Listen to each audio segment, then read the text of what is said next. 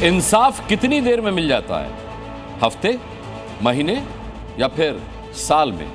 लेकिन यूपी में 3 घंटे में इंसाफ होता है। जी हां, 3 घंटे में।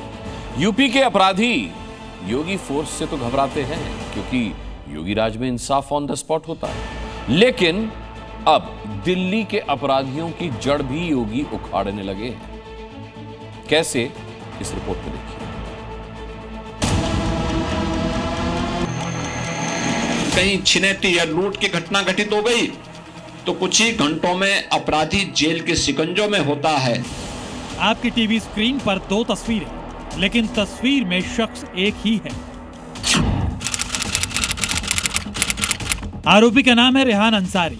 ये 50,000 का इनामी है। लूट के केस में वांछित चल रहा था।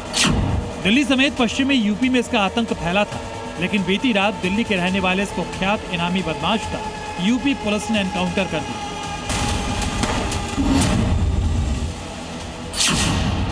यानी अपराध कहीं भी हो, अपराधी कहीं का भी रहने वाला हो, सजा योगी ही देंगे।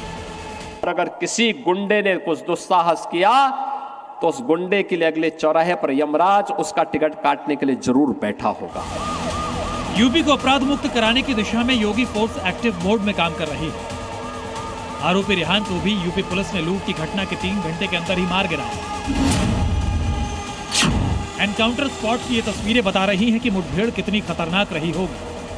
जमीन पर पड़े खोखे, मोटरसाइकिल, रात का अंधेरा और योगी पुलिस की हलचल मैसेज दे रही है कि अपराधी चाहे कितना भी खतरनाक हो, लंबा भाग नहीं सकता। योगी राज में 3 घंटे में जुर्म की जड़ का अंत हो ही जाता है।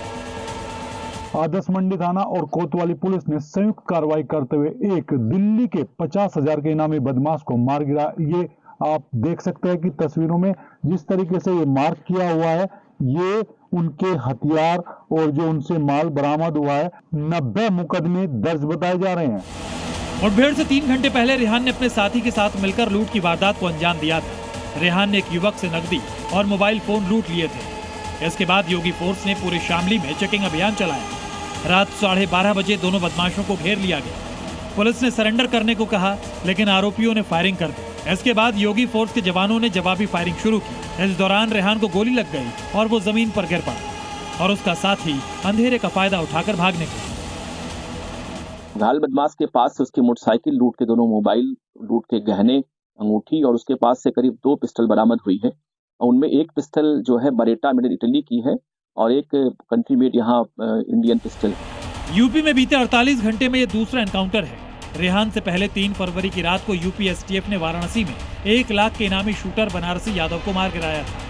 23 जनवरी को चित्रकूट में कारोबारी के बेटे की हत्या करने वाला बदमाश कल्लू मुठभेड़ में ढेर कर दिया गया था और 5 जनवरी को सुल्तानपुर में 1 लाख का इनामी तालिब और आजम मुठभेड़ में ढेर हो गया था। यानी 2026 के शुरुआती 37 दिनों में ही योगी फोर्स ने 4 बदमाशों को ढेर कर दिया। साल के 328 दिन अभी बाकी हैं। अगर इसी रफ्तार से योगी फोर्स एक्शन लेती रही तो ये साल यूपी में अपराध के अंत का साल साबित होगा, क्योंकि रेहान अंसारी कोई छुटपुटिया बदमाश नहीं था। इसकी दहशत बड़ी थी। रेहान अंसारी दिल्ली के जाकिर नगर का रहने वाला था। उस पर 90 मुकदमे दर्ज थे। रेहान दिल्ली, हरियाणा, यूपी में लूट का एक्सपर्ट था। पिछले 10 सालों से अपने गिरोह की कमान संभाल रहा था। पुलिस को उसके पास से एक विदेशी पिस्तौल, एक देसी पिस्टल, 8 जिंदा कारतूस और सोने की अंगूठी मिली है। रेहान, कल्लू, बनारसी, आजम का तो योगी फोर्स ने टिकट टू यमराज काट दिया है। योगी फोर्स का हाथ ट्रिगर पर रखा है। अपराधी की एक हरकत और उसका अंत तय है। श्रवण पंडित, शामली, जी मीडिया।